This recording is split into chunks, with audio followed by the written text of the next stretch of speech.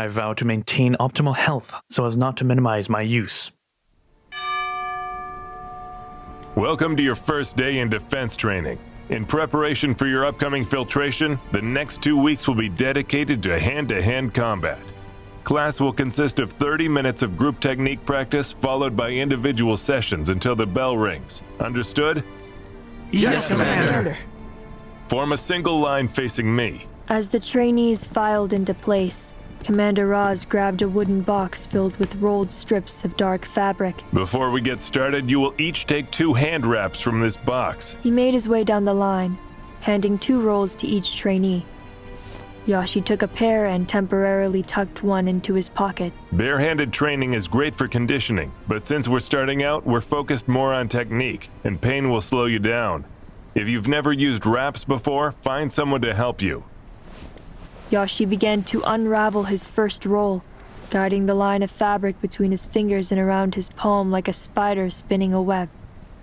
When his left hand and wrist were wrapped in fabric, he grabbed the second roll from his pocket and repeated the process with his other hand. Someone tapped his shoulder. Yahshi turned to find VELL with a mess of twisted fabric dangling from her wrist. Do you mind? How did you get them all tangled like that? Will you help me or not? Yeah, of course. He removed the fabric from her hand completely and started from scratch. I find it hard to believe you don't have experience with this, considering your history. A good thief never has to fight, and they certainly don't need formal training. You told me you didn't have a combat tutor. I didn't. My father and I practice for recreation. Is he any good? Maybe. I'm not sure what to compare him to. Yahshi secured the wrap around her wrist and loosened the fabric a bit. There. First one's done. Thanks. Limbo looked over his shoulder. Careful, VELL. I heard Yahshi has a thing for eyes. Ignore my brother. VELL yanked her hand out of Yashi's grip. I'll do the other myself. She began to wrap the fabric. Her eyes narrowed as she recalled each twist and turn. I'm surprised you remember all that. I only showed you once. Should once not be enough? Commander Roz's voice drew their attention away from each other. We'll go over kicks tomorrow. Today, let's start with the basic punches. For some of you, this lesson may be a bore, but enjoy the bore while it lasts, because the program does not move at a slow pace. First off, position yourself into a fighting stance. 1 foot in front, shoulders relaxed, loose palms lined up to your cheeks. The first punch from here is a jab. A straight punch with your leading hand. Same side as whatever foot is forward. Are you following? Yes, Commander. Let me see them. The trainees punched their invisible enemies in unison. As they drilled basic jabs, crosses, hooks, and uppercuts, Commander Roz traveled back and forth along the line, stopping to adjust their form. Eventually, they tested the same moves on the punching bags.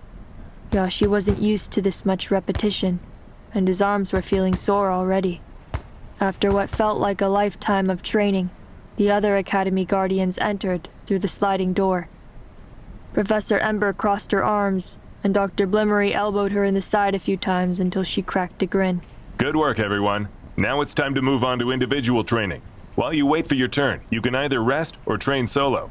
We have all kinds of equipment at your disposal. Weights, punching bags, retaliation boards. Pick your poison. Pick your serum, one could say. VELL and SUNNA laughed, but Pinto shook his head. Oh, come on. Pinto Dempsey, Limbo Brackle, and KO PICKETT, you're up first. Limbo, let's go. Limbo rolled his eyes. Splendid. Be nice. KO PICKETT, we'll take the sparring range. Dr. Blimmery gestured for Pinto to follow him. That means you're with me, kid. I know, Doctor. Dr. Blimmery smiled at VELL as he passed her, and she smiled back. Hi, VELL. Afternoon, Doctor. Pinto sent her a questioning stare. When the Guardians slipped their hands into the striking pads, the room filled with motion again. Most trainees explored the exercise equipment, but Yahshi and a few others lingered to watch the first individual training sessions.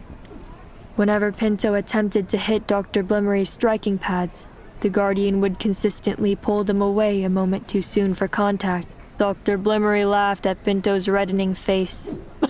You got not get me with that attitude. Limbo's brother approached Yahshi. I must admit, Pinto's skills have exceeded my low expectations. He has perfect form. I bet he's practiced before. He's pretty slow, though. Maybe he's self-taught. That's what I've been thinking.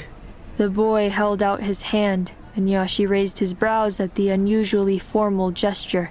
I'm stealing from Fukui City, by the way. Yahshi. He shook his hand. Across the room, Limbo grunted in frustration as he stormed after Professor Ember. Ah! She stepped out of his path effortlessly, barely out of reach. Do you really think whining will help you win? And that's my brother, Limbo. He's a bit of a wild card. What's the story behind that tattoo? Identity crisis. Said he felt caged in. Wanted to make a statement that he was more than my double. So, you know, birds, freedom. That's surprisingly poetic. He is a poet, actually. Really? Don't repeat that. He might actually kill me. The freedom tattoo's kind of ironic now, though. I don't think he actually wants to be a guardian. Trying to get selected has always been more my thing. He's more into the arts. Just like pretty much everyone at Fukui City Secondary. I mean, it's what the city's known for. Music and dancing and painting. Then why he signed the contract? Salen shrugged. Because I'm here, I suppose. And what made you interested in guardianship? It feels like fate. I'd imagine it's like being a child at a piano recital. You hear some amazing piece performed by some prodigy, the audience goes wild, and you see your father cry for the first time. So in the height of emotion, you decide to be a pianist too. You practice relentlessly for years, and pretty soon, it's the only thing you're good at. It's a core piece of your identity, and pursuing anything else doesn't feel like you. I'd say you're a poet too. That's time. Yahshi, you're with me next. Yes, Commander. On his way to the sparring range, Yahshi passed KEIYO, who had beads of sweat dripping down his face.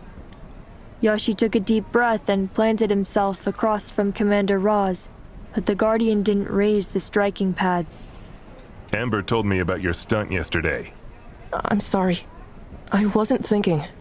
I don't hold it against you, Yahshi. Professor Ember doesn't cut trainees much slack, but what you're doing isn't easy, and I acknowledge that. The first day is always overwhelming. He adjusted the striking pads around his hands. All I ask is that you stay on track from now on. Understood? Of course. I'm proud of you for choosing the Academy and choosing to give yourself a chance. Commander Roz smiled, but Yahshi didn't smile back. Now let's get to it. Hands up. Commander Roz raised the pads, inviting Yahshi to strike in combinations. He wasn't used to fighting with boots on. They were heavy and seemed to slow him down. Martu had always insisted on training barefoot, as it was an Eastern martial arts tradition. But Yahshi decided that this new style of training was more practical. What were the odds of running into danger barefoot? After only a minute, Yahshi was already losing his stamina. Commander Roz raised one pad after another, demanding a constant stream of punches. Yashi's arms grew slower and heavier with every strike.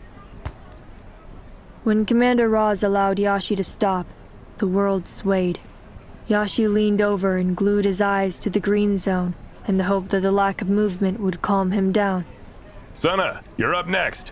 Yahshi staggered off the sparring range and nearly tripped over his own boots.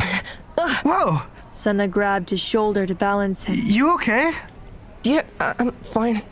Thanks, Sunna. You should sit down. Yeah, okay. Yahshi pulled his shoulder free. Have fun. Well, after seeing you, I don't think I'll be having much fun. But thank you anyway. Yahshi regained balance by the time he reached the wall. He took a seat on the floor, and as his breath began to settle, he watched the other trainees exercise with unmatched determination. A wave of guilt washed over him at the memory of sneaking into Dr. Blimmery's quarter the evening prior. Even at the academy, nothing had changed. He had come here for a better future, a life outside of his rabbit hole. Yet on his first day, he had already fallen back in without realizing it. He antagonized the Guardians who had given him an opportunity most students could only dream of. an opportunity that his fellow trainees demonstrated their appreciation for in every punch. They all want this. His gaze drifted from one trainee to the next. Surely I do too. Yahshi was sabotaging his new life, just as he'd done to his old life in Citra. He would be a fool to allow his performance to suffer in pursuit of a dead end. It was time for him to take the program seriously. So despite the dizziness and the fatigue, Yahshi stood and approached a punching bag.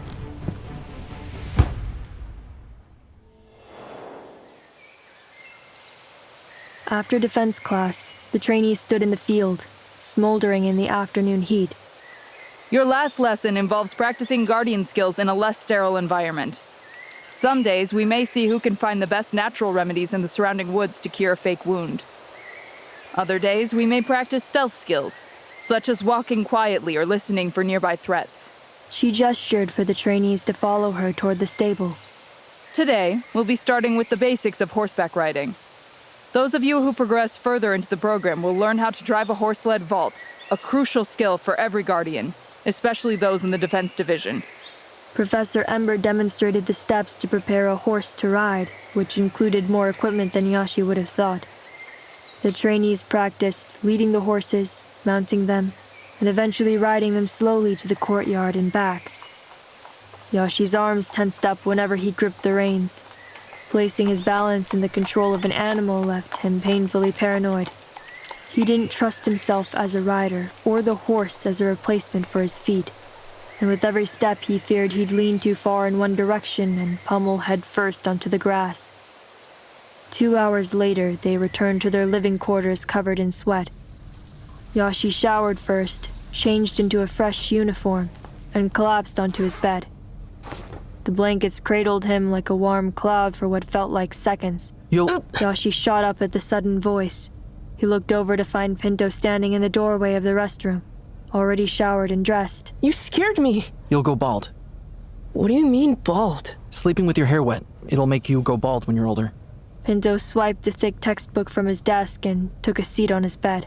I didn't think you'd be superstitious. All superstitions are rooted in truth. That's why they pass the test of time.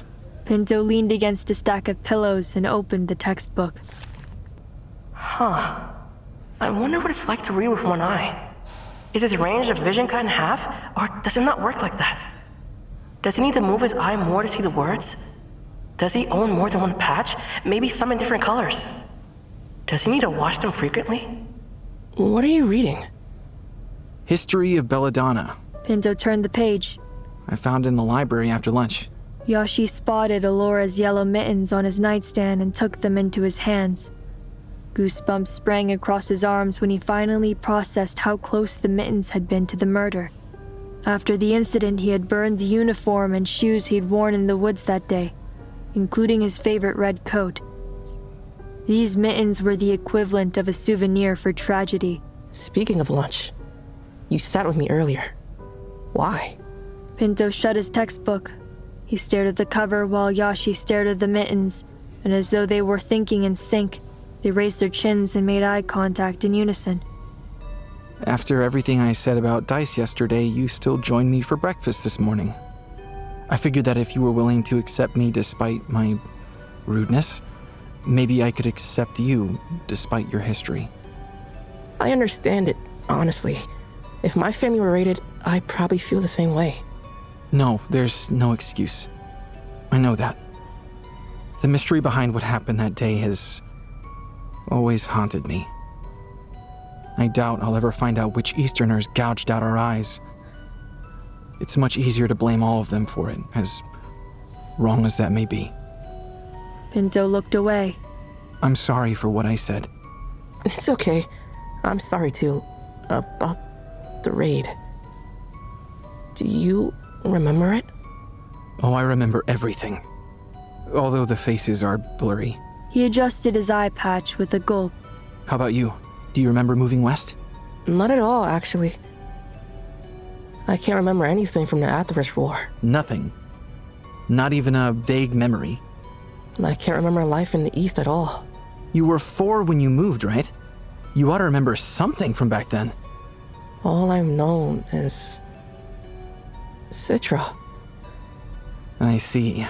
And here I was judging you for being born in a place you don't even remember. You know, people aren't as forgiving as you. I have a habit of turning friends into enemies. Me too. Yahshi looked at the yellow mittens in his hands. They reminded him of home, and of Allura, and of the incident with Chima and QUAX and Kiehl. They reminded him of all things pure and tainted packed into one. Maybe I'm colorblind like Allura, in a way. I may see things differently, but that doesn't make my vision the truth. Yahshi strangled the fabric in his grip. Sometimes you should trust what the people around you are seeing, or you'll go your whole life thinking yellow mittens are actually green. Those mittens. Why did you bring them? I didn't mean to. They remind me of something I haven't been able to escape, even all the way out here. Well, what is it? Something evil. He opened his nightstand drawer and tossed the mittens inside. His lips curved into a grin as he slammed the drawer shut. But it's time to move on.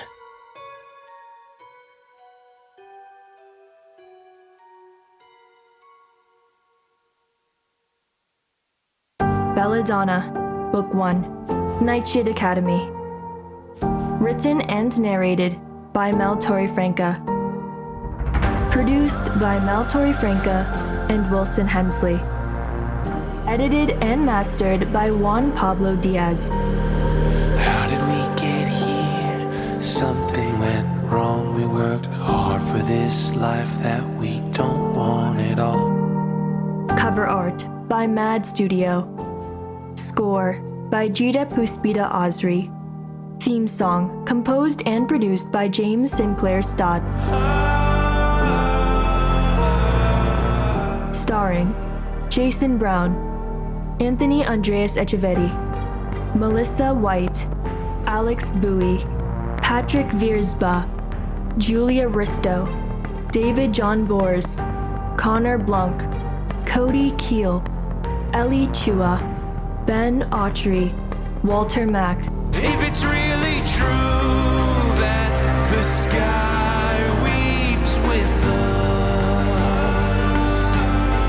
if it's really true that heroes live in stars.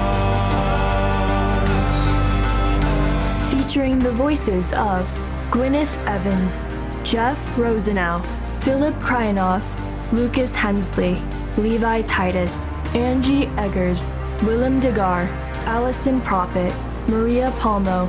Nightshade Academy is produced in association with Lost Island Press. If it's really true, if it's really true. If it's really true, if it's really true. If it's really true, if it's really true.